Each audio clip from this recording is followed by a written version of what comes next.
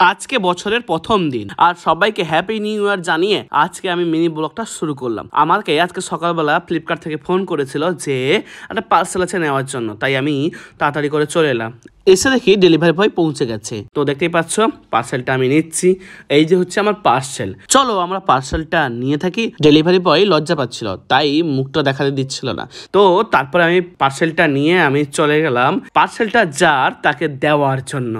তো ধীরে ধীরে আমি এরকম মাঠে যেখানে ফিস্ট হচ্ছিল আমাদের, তো ফিস্টের ব্লগটা পরেই আসবে। তো দেখতে পাচ্ছ আমি ওকে দিয়ে দিয়েছি।